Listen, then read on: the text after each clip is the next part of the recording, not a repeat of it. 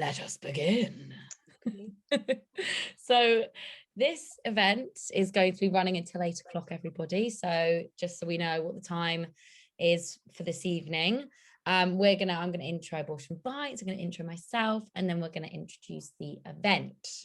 Okay, so introducing abortion rights. We are a national pro-choice campaigning organisation. We defend and extend women's rights to access to safe, legal abortion.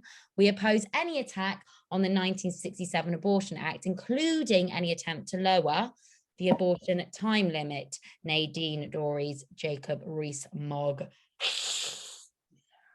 We don't like you.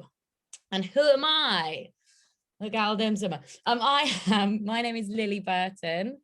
I am a writer and a performer and now an executive committee member of Abortion Rights.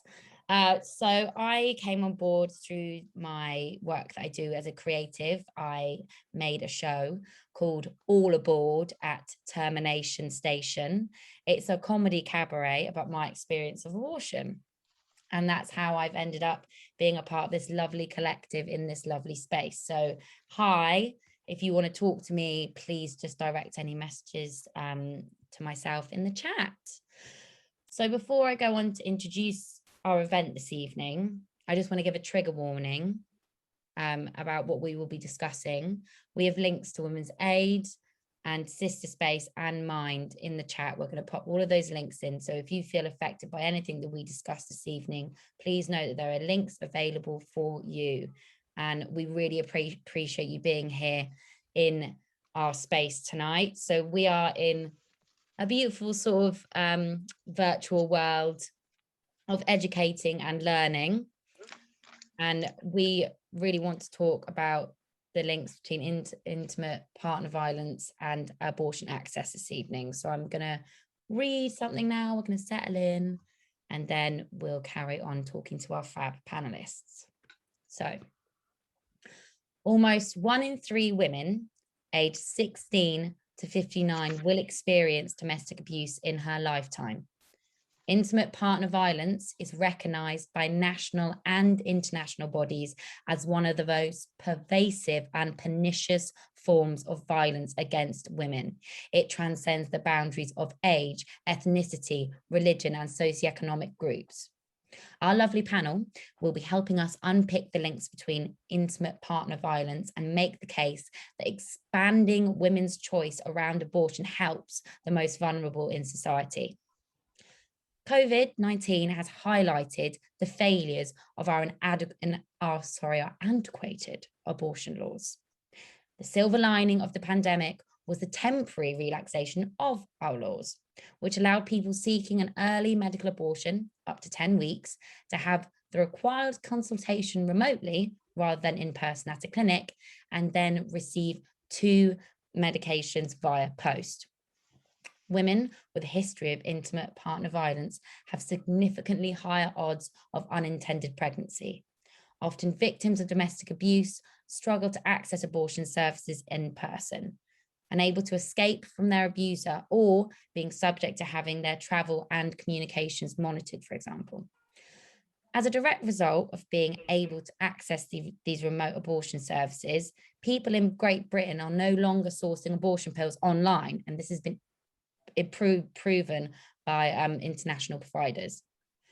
However, if telemedicine abortion provisions is removed once the threat of coronavirus has passed, and unless the government acknowledges the systematic problems with our current abortion laws, victims of domestic violence will once again be forced into continuing pregnancies against their will or risk criminalisation buying pills online.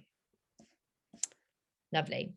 Okay, so hopefully I read that at a cool enough pace that we all can absorb it. And now I'm just going to quickly talk about the format, about how tonight's going to run, and then we're going to get stuck into it. So we're going to hear from our 2 wonderful panelists. They're each going to give us, I'd say 5 to 10 minutes now, because we have only the 2 of you, lovely pair, this evening. And then we're going to open the floor out to questions from all of our attendees. you are super welcomed, and please do ask questions. We would like you to ask those questions in our Q&A box, not the chat box. And yeah, just to reaffirm, as I've just said, please, it makes this event vibey, special. Your voices are so important and we want you to talk to us. So please do ask questions. And then some other little housekeeping things just from abortion rights. We've got some links in our chat. If you haven't become a member, you cheeky little monkeys, then please do. To become a member is cheaper than buying a cup of coffee. It's £2 a month, and we really, really appreciate your support. And then lastly, you beautiful bunch of people are the first of our series of summer school sessions. So you're schooling yourselves and you're doing an amazing job already by being here tonight, because you're number one, you're first. But please, if you enjoy this evening, we're going to link you to all the other sessions that we have available for our summer school, and we'd love to see you again. So, are we ready, panel? I've done the housekeeping. Is there anything that anybody wants to say before we get stuck in? You good? Amazing. We are. So I'm going to start. Yes. Go on mute. Let me mute myself. Okay, please. Thank you. So first of all, we are going to be hearing from our fabulous panelist, Gillian Merchant, who loves crisps. Okay, because when we met, she was chowing down some crisps and I was like, this is my girl. This is my girl. Hello. Thank you.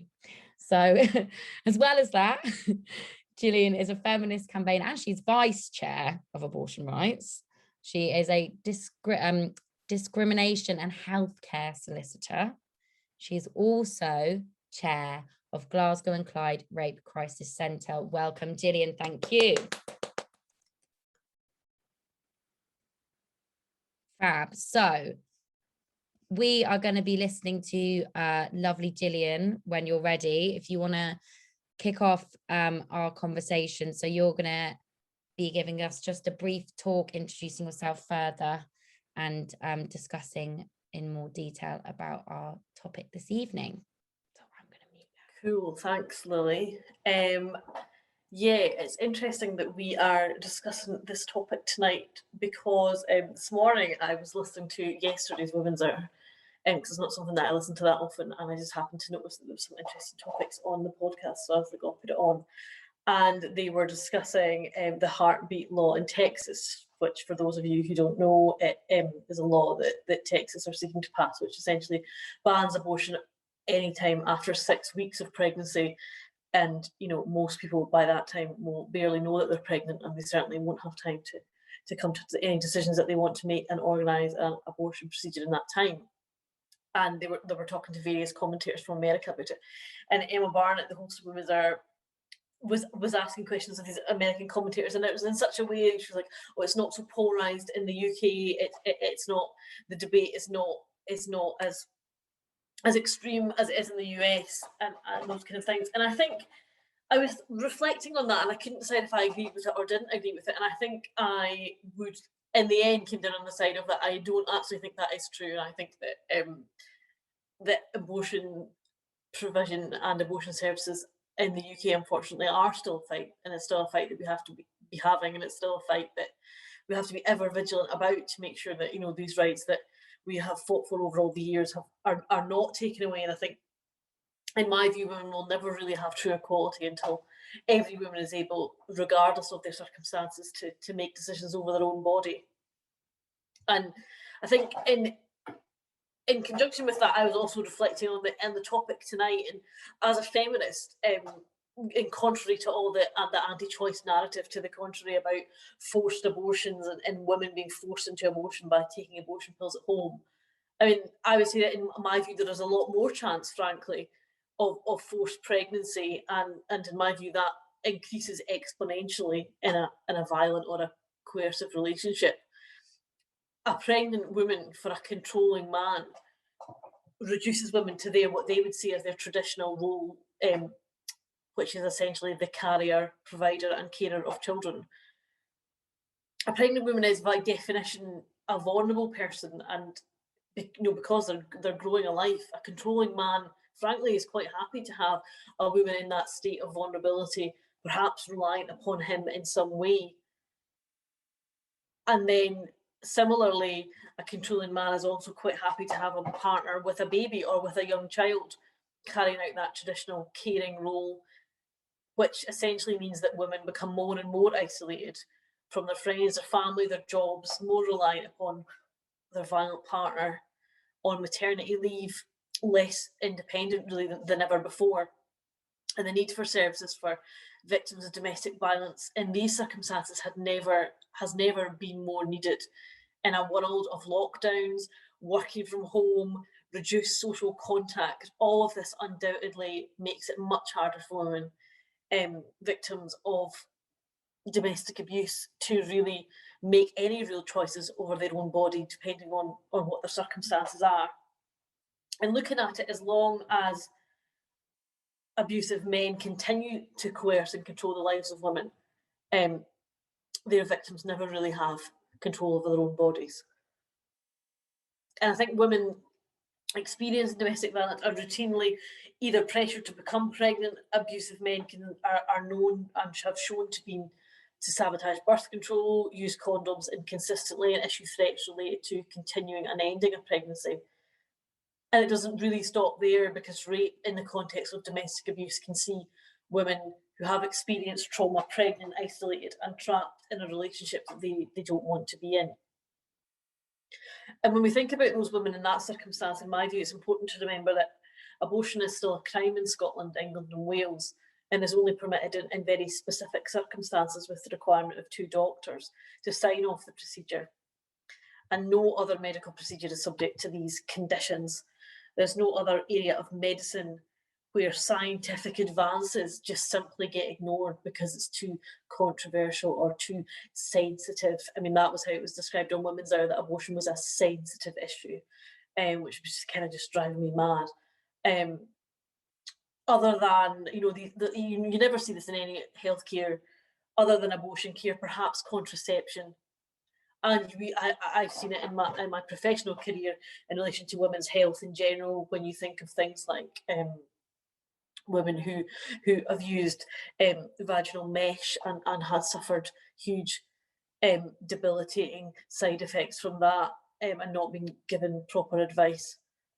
And I think it is in that context that women essentially now have to fit themselves into categories to secure their right to an abortion against rules that were written in a different world. And to me, it's pretty frightening to think that it's taken a global pandemic where thousands of our fellow citizens have died for our abortion laws to have been dragged somewhere, frankly, to about the 1980s.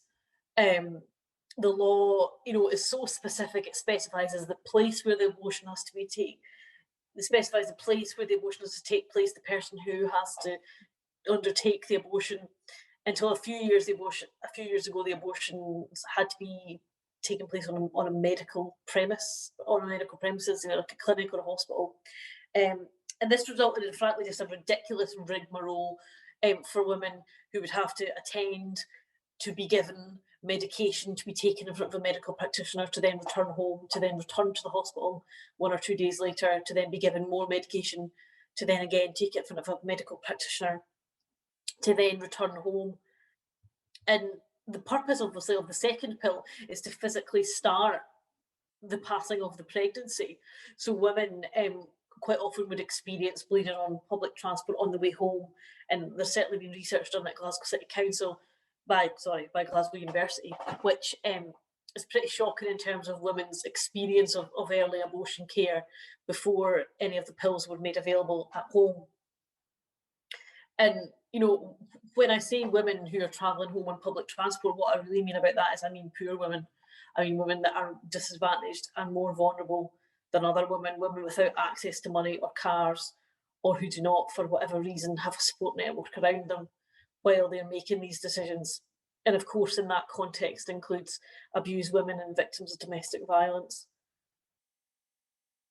And if you are a woman in a domestically violent or controlling relationship, if you think about all those appointments that I've just listed that you'd have to attend, the reality of the ability for you to do that without your violent partner knowing is pretty difficult. as Lily said at the start, the law was changed in 2017 in Scotland, and then England and Wales followed pretty quickly, which allowed that second abortion pill to be taken at home.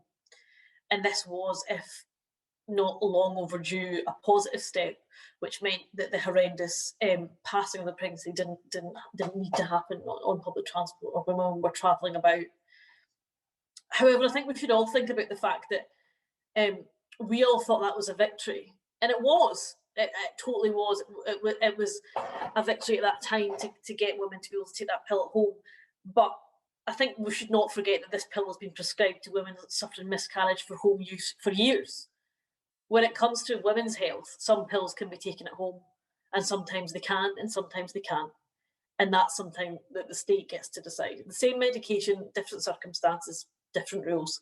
There's not any more judgment that you could ever have than that. And abortion rights has long campaigned with other abortion campaigners, providers, academics and medical practitioners to have early medical abortion carried out at home. And the pandemic has provided us with that service. However, it is time limited both in Scotland and in the UK. And both governments have had public consultations about this, whether the service should be provided. And we had an event in Scotland recently where Dr. Audrey Brown spoke, who I think is on the call this evening, and she said that there's no other health service that there is a clinical need for that would be subject to a public consultation. And in my view, that just shows really how far we've got to go. And there's no real doubt that telemedicine for abortion has undoubtedly increased access to abortion. We can't go back to the way that it was. Going back to the way that it was will put women in an even worse position than they were prior to the pandemic. As I've already said, increase of working from home, it will be more difficult for women experiencing domestic violence of any kind to leave the house to attend multiple appointments in order to secure an abortion.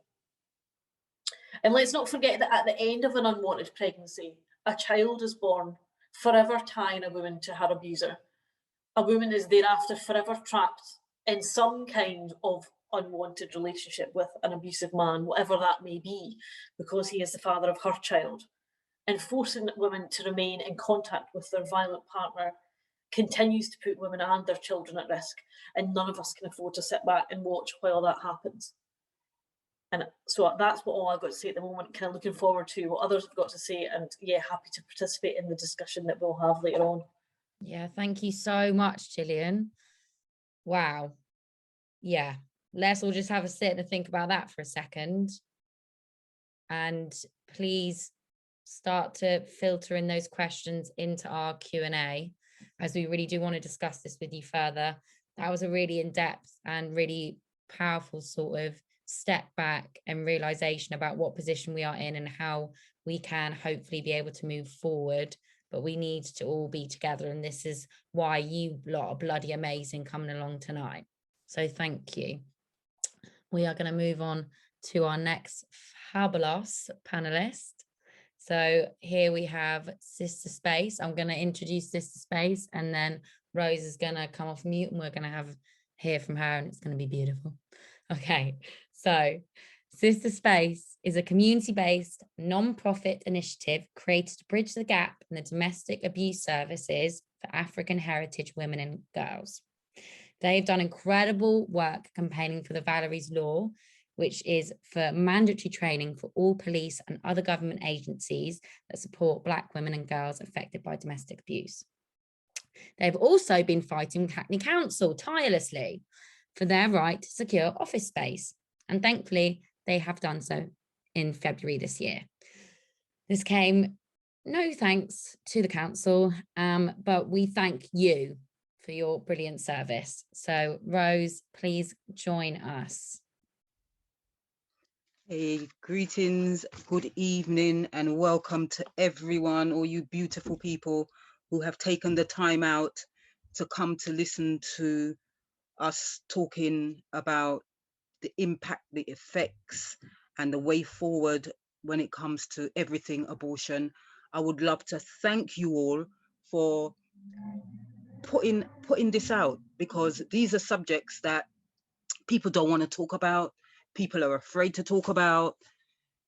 you know, there's just so many excuses about abortion, and, you know, speaking about it in public, people just spend more time not knowing anything and being scared to talk about it. So thank you very much to bringing it out, bring it out there as well. And who would be thinking about having a conversation about domestic abuse and abortion just by itself? Normally, you just hear the word abortion mentioned, and then the subject flows on. You don't really get that many spaces where you can talk about it. So thank you very much. But the first thing I've got to say is Black women's experiences, African heritage women's experiences in abortion is very much different to other other nationalities' experiences. Each one of us have our different experiences. It may be the same act, it may be the same bad behavior from people, but our experiences are very much different. As you know, for example, race and racism plays a huge part in every single aspect of our lives. Even as you know, even like right now, as we know, the differences between what's happening, for example, this is just an example, what's happening with the media in particular, with Sarah Everard and Bibba and Nicole, with Bibba and Nicole. Bibba and Nicole, the trial has started, but yet there's no media attention on that. But there is with Sarah, and we're very much with Sarah and her family and everything. Just because we say these things, it doesn't mean that we're not for them. We are for everybody, but just to tell our story. So in terms of abortion, Black women and abortion and that experience, we have, obviously there's racism very, very much in that. Sometimes the first port of call for when women get pregnant, when women are pregnant, and they go to a GP or they go to somebody, it's a medical somebody to talk to, sometimes the first thing they say to the women is, get an abortion. And it is very complex. The whole abortion issue is very, very complex in the Black community. Culturally, religion has a huge part to play with it, and so it's not that easy. It's not an easy subject to talk about, and it's not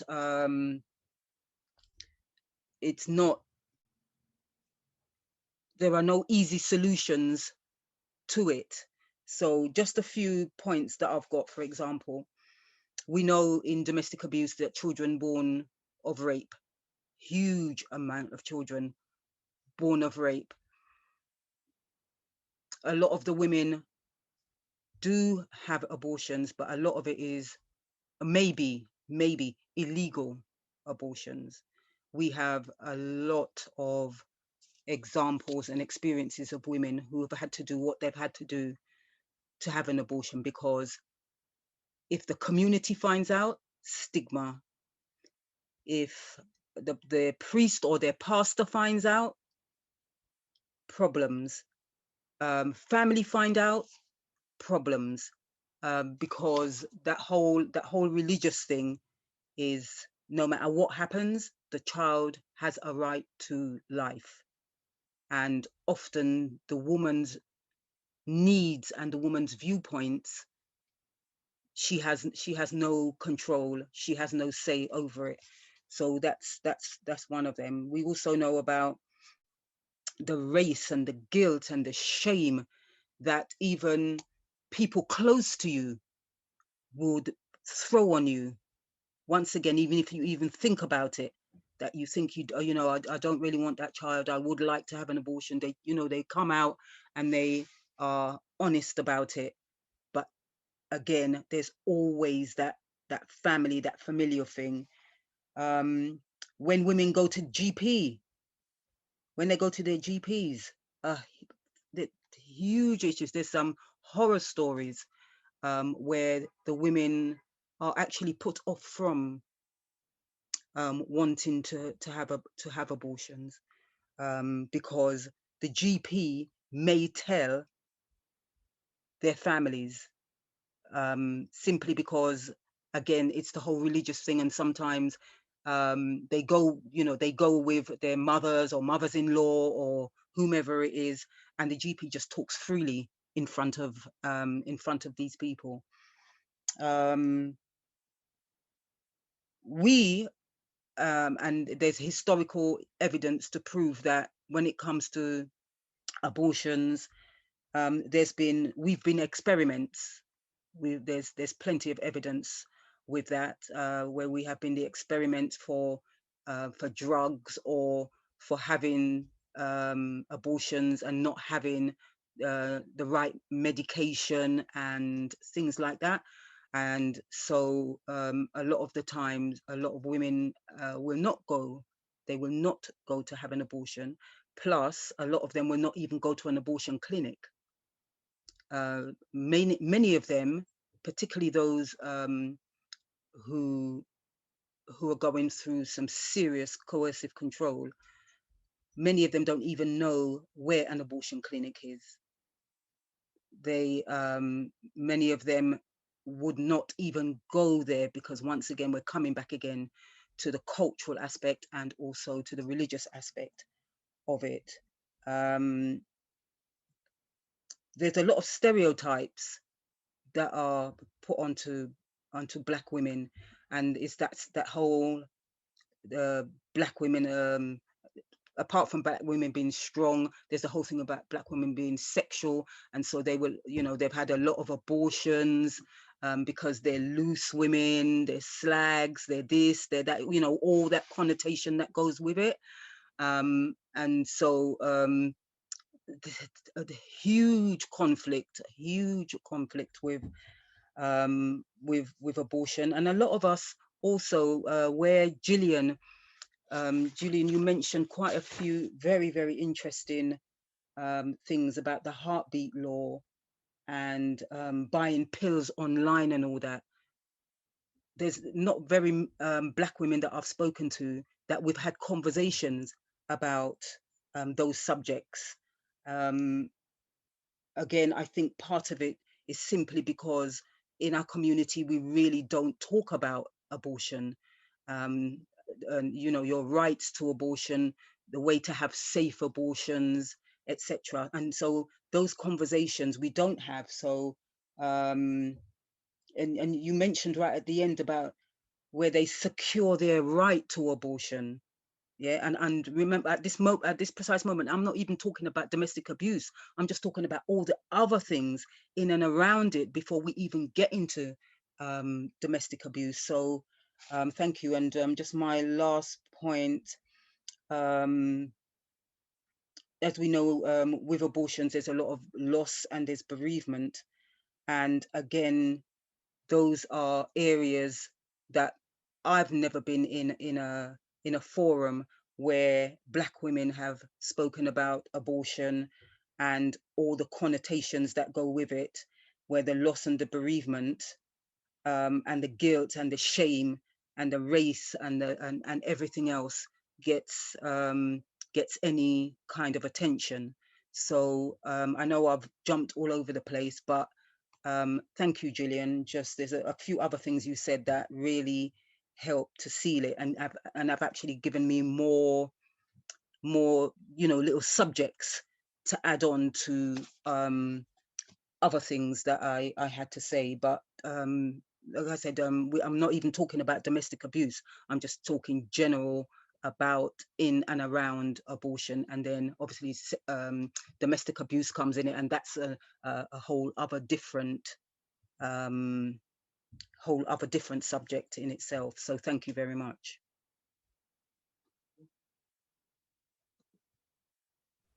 Amazing. Thank you so much, Rose, for sharing. And we're so grateful to have you here. And I guess it is a really important reflective thing to look at all the dual nationalities and identities of different sectors of women in our society, and how we can unify and what we can do. I guess it's interesting. I feel like I sort of want to pose a question of how we can be allies in safeguarding, and also women that have been victims of violence, how that we can create a system where we can give information and where that information should be, and to make sure that it is information that is to all of our different sort of intersectional and different ethnicities and different groups and different focal points of women all around the country. How can we get the information that we need to get to all women? I think that's a question that I'd like to sort of act on, and because I feel like within what we've discussed this evening and hearing you both, and it's so brilliant to hear from both of you, yeah, it's this feeling of action. I feel like I want to take action. I want to improve the lives of women who, especially over, I think if we're talking about intimate partner violence, I guess what I would maybe ask Rose is sort of in terms of the last 16 months, and what COVID has done in terms of intensifying those circumstances for women. Are you able to sort of give us a bigger picture on that in any more detail? About COVID and the sort of and what experiences you've had with the women that you work with potentially, and just the overall, what's been the overall sort of feeling, fear, that what's changed, what's been the like some of the biggest changes that you've seen? What has changed is that Black women are coming forward and telling their experiences a lot more free, a lot more confident, because they know that there is an organization like us, and now there's a lot of other smaller groups who are there for them, that we are out there and we are opening our mouth. We are challenging. We won't keep quiet. We're advocating for. They see us also working in with and along other organizations to bring change. That has been one of the most, I would say, satisfying aspects of COVID. The other thing being also that a lot of women who have been through historical abuses, COVID allowed them to come out. Before, women just thought it had to be something that happened like right now, because that's what they hear, that's what they see in the news. If that, obviously you don't see anything in the news about Black women really and truly, or in the media. And so a lot of historical abuses are coming out. And then when women actually find out that you can take action, just as you were saying earlier on, Lily, about action, you can take action just because it's happened. The other thing being as well that, when it comes to the abortion thing, it's very interesting that even though sometimes abortion is one of the main things because they've been raped within the relationship, etc., that subject of abortion will come last. Everything else will come through. And then when you after you've spoken, and I think the women start to trust you, and they know that they can say what they really think, what they really want to do, etc. Once we've got comfortable in that, then we can talk about abortion. Then we can talk about all the rape, all the sexual assault, all the abuses, etc. And so that's what COVID has done in terms when we're talking about this. The mere fact also that with the unfortunate experience, the unfortunate incidences of Blessing Olusegun, Nicole and Biba, and all the rest of the women that have passed.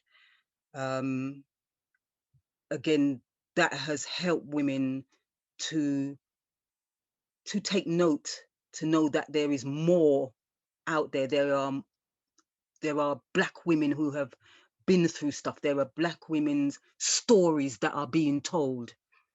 And that has been, I mean, it's just taken off, and it's just getting women coming in, women talking about it, women wanting to know where the services are, why are there not these services, what are the politicians doing, what are the politicians not doing. Some of them, a lot of them, are actually wanting to take action and starting to do things. And also this point as well, that a lot of women are now seeking counseling and therapies and things like that, whereas before they wasn't able to. So for example, there's one person who had been through abortion. Obviously her religion had a lot to do with it, family had a lot to do with it, culture had a lot to do with it, and so she'd carried that secret thing for a very, very long time. But you know, when she came and she was talking, and there were other women who also told about their experiences, then the women have the confidence again to know that there are other people out there, other Black women out there who are like that, who have experienced that. Sorry, I've said that wrong. Who have experienced those experiences. And so those have been the wonderful, beautiful things about it. And just us just advocating for the Black woman, just running up our mouth and saying what we've got to say. And that has made a huge difference and a big impact also. So yeah. Amazing, and all power to that. And thank you for sharing that, because that was just a little glimpse of sort of hopefulness, of the fact that it brings women to this sort of time. As much as there's been so much sort of destructiveness that's happening obviously around the world, and obviously especially to do with intimate partner violence, that there is there are these little glimpses, these moments of actually people are coming together, they're feeling more politicized. Maybe it's because you're feeling you're more aware of your mental health, and that you're seeing things that's been reflected to you. And yeah, I thank you so much for sharing that, and that feels really positive. And obviously abortion rights want to provide as much information to everybody so that they can feel like they can relay access, and hopefully be able to encourage more women to speak out and to feel less stigmatized by it and less afraid. And I mean, yeah, I very much have an understanding of the ways that stigmatized abortion can really weigh down on you. I made a show because nobody wanted to talk to me about it. And so I made a show, and now a lot of people want to talk to me about it, and it's great. But it's such a huge and monumental thing that there's such a lack of conversation. And you know, that's what we're trying to achieve here. So thank you so much for that. I'm going to go to the Q&A box now, because we've got some questions. So this is from Julie Thompson.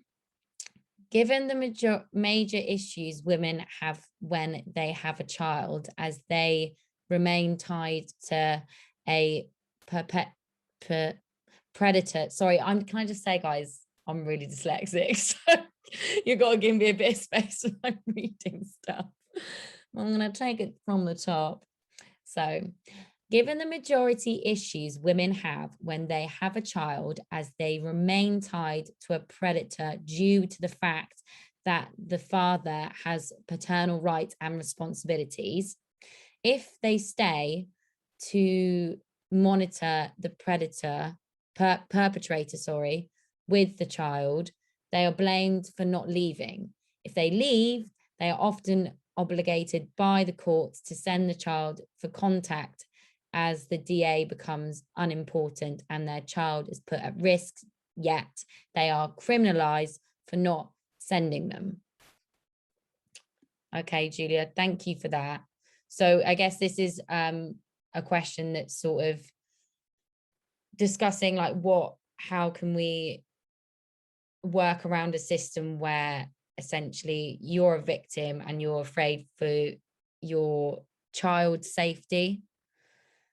And the question, so I guess if either of our panelists are able to redo the question and take that up and answer Julie at all, that'd be amazing. Or if you have any comments about what Julie has said, that'd be wicked.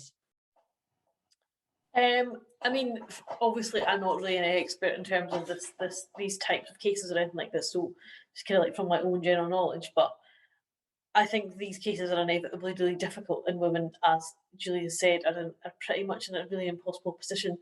And I think the biggest way forward for cases like this is to have trauma informed solicitors dealing with both types of cases, and also those making the decisions in Scotland, that would be a sheriff, to understand the nature of this type of offending and the effect that it can have on women and the potential effect that it could have on their children. And I think it might be getting slightly better, maybe like a teeny bit better, but it's still not great in these situations. And quite often in these types of cases, the women will be on legal aid, so it'll be like publicly funded, so therefore their ability to get like lots of expert reports to say like the impact that the father might have on the child, or the risk might be for the child, is obviously limited in comparison to someone who's got finances to pay for these kind of things privately. So I think that a lot of this comes down to like the next generation of decision makers in these types of cases being a hell of a lot more informed than they currently are and previously have been. And I would widen that out and say that would mean having a much more representative judiciary, so that these issues are not foreign to the people that are sitting and making decisions on these types of cases. Amazing, thank you, Gillian. So I've got another question here from Pamela. Do you think the Istanbul Convention, assuming we ever sign, provides opportunities to both challenge reproductive oh no, there's a word I can't read, guys. Coercion, thank you. And ensure abortion rights? Thanks, Gillian. So I'm going to take that to the panel if either of you. Yeah, I mean, I think it definitely does provide the ability to challenge a reproductive, like if a woman is essentially coerced into an abortion, it states that is one of the factors of domestic violence. So it essentially adds female genital mutilation and forced abortion as forms of violence that only women can be subject to, which is obviously a positive thing.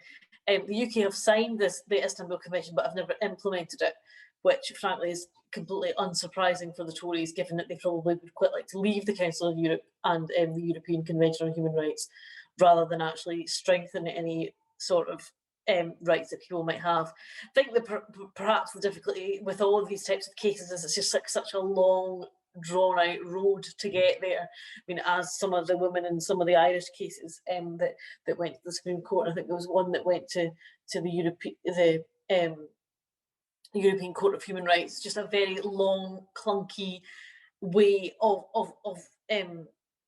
like realising rights. And I think the fact that that's something that we consider or are considering as a way of getting in just probably shows how far away we are from ratifying these things and things like that. So yeah, I mean, I think it undoubtedly would help challenge these things, particularly in relation to people that are forced into having an abortion, because we've got this ridiculous situation just now where it quite often one of the reasons for not decriminalising abortion in Scotland is given as that, oh well, if men were to injure a woman so that the pregnancy came to an end, then they wouldn't be able to be prosecuted because abortion is decriminalised, which clearly is some sort of complete nonsense. But so we've got a situation where that's a big concern, but actually the fact that women could be coerced into having an abortion is not a right that can be provided. However, the numbers on that would be interesting to know, because obviously that is an argument that's used by the anti-choice side as to why certain forms of abortion, or really any, frankly, in their view, are appropriate. They would say because women are coerced into it, as if that's somehow a woman's fault. So yeah, I think that it does raise a number of kind of issues as to where abortion is on the public sphere, which I think are interesting. Amazing. Thank you so much, Gillian, for sharing that. If you have any more questions, the box is there. I guess a question of mine is going back to what you were sort of first discussing when you were initially saying that you were sort of hearing about the heartbeat law and sort of and talking about the way, the rhetoric in which the people in the discussion on the Women's Hour panel that were talking yesterday that you heard. It's sort of, I still think that there is like a massive barrier in terms of stigma that we have in the UK. I think that a question of mine is that why are we not taught more about this as school, as women? I think that the fact that I didn't really have any prior knowledge about how any access until I was in a situation where I was pregnant, and the fact that I just wanted to sort of put it out there and see if anybody was maybe wanting to share about how they accessed information about abortion if needed for themselves or for others. And oh, Gillian, she's gone. Where is she? Hopefully she'll come back. But yeah, I'd like to open up this sort of discussion about access for us all. Where and when have you been able to access information, and how easily, and what do you think would be a way that we can improve that access, would be my question. That's just for everybody that is attending in the conversation tonight to sort of have a think about, because I think that we're here because we're charged by some initiative to want to do something. So I think that let's reflect, where have we gained access? How can we improve that access is the key, I think, within this sort of discussion, and particularly for how we can be allies to women who are experiencing or in violent circumstances. I've got a question here in the Q&A box. Oh, great. Oh, I don't know if that was addressed for our panel. No, maybe not. Okay, cool. So I think what I would, oh, wait, let me just, Rose, do you want to come back into the chat? If that, yeah, you know, with this whole thing about abortion, yeah, everybody here knows fear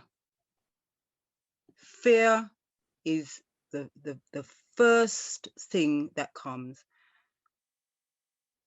As I've said before, it's fear of your community, fear of the society you live in, fear of what other people is going to think, fear that it's something possible is going to happen, fear that you can make a decision that benefits you, but yet other people's what other people think, other people's perceptions of you overrides it. Yeah. Then if we're talking about domestic abuse, and the husband, partner, perpetrator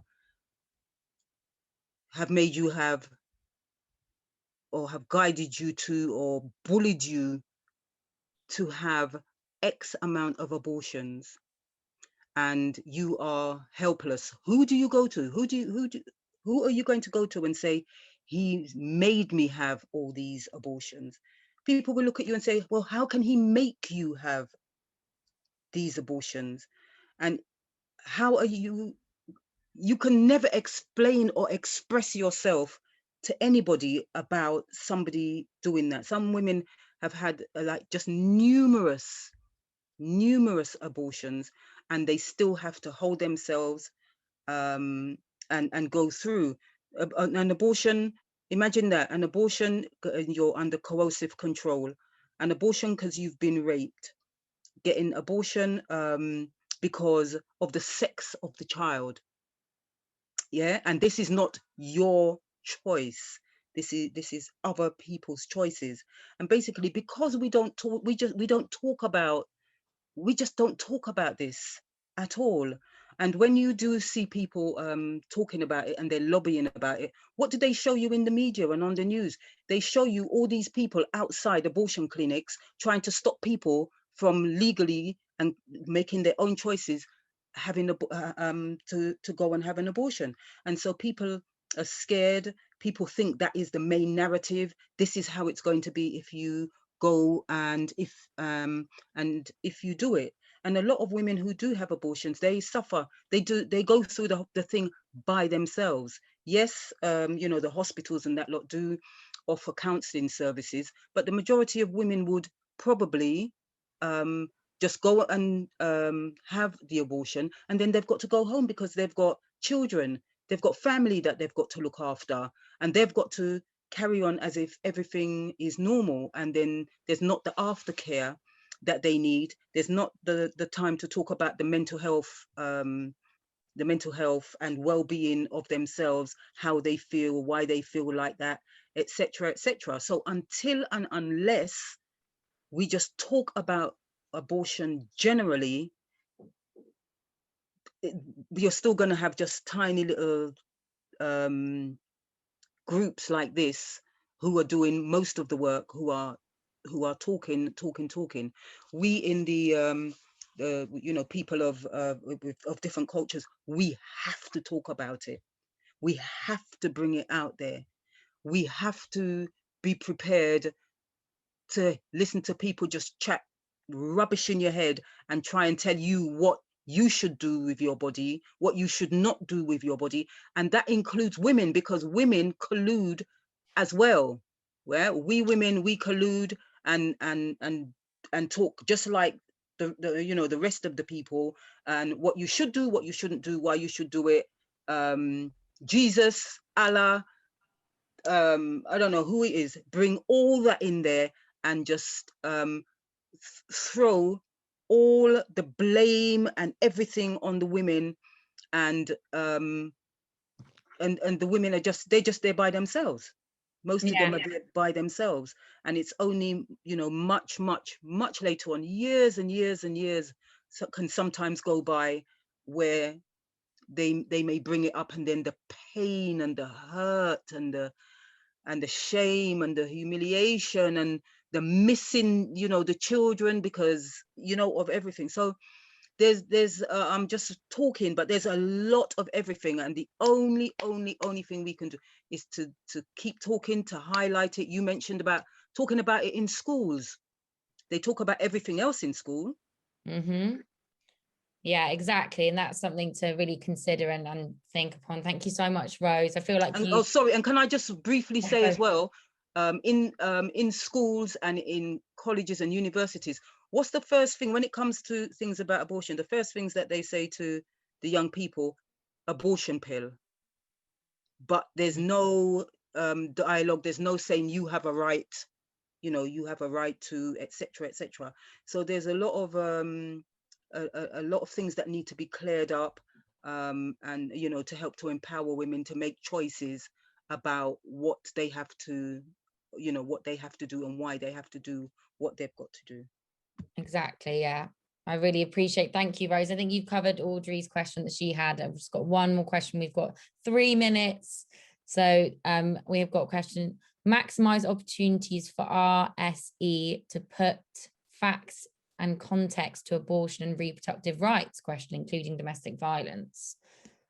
There we go. So I feel like we've sort of, I think that the main factors that we're taking in this is about sort of trying to make sure that we're able to have our resources and educate in the most, and I think that that's questions been, I hopefully has been sort of covered, but I'm hoping that, yeah, what we can take away from this is that we need to understand that it is about first and foremost educating, and where we need to educate and how we access these areas for all women, and empowering all women, and realizing that as women, I feel like politicize, because our bodies are politicized, everybody is entitled to apparently have their say over them, that we then can sometimes be in a position where other women are judging us. But I think it's about us coming together and sort of realizing that we are all in a safe space and we are all unified. And I want to thank both of our fabulous panelists tonight. Thank you so much. You've been super informative and amazing. And if we get any further questions that are particularly directed at either of you, we'll give you a little message and you can get back to any of our attendees this evening that have any further points that they want to make. But we just want to send the love to all of you that have made it this evening. Please become a member of Abortion Rights. Please come to everything else that we do ever. And yeah, thank you for tonight. It's been, yeah, I think it's just, you sit back and I just feel like an instant swell in my chest, because I just feel like there's so much that we have to do, but at least that there is a group of women here this evening that want to do it. So thank you.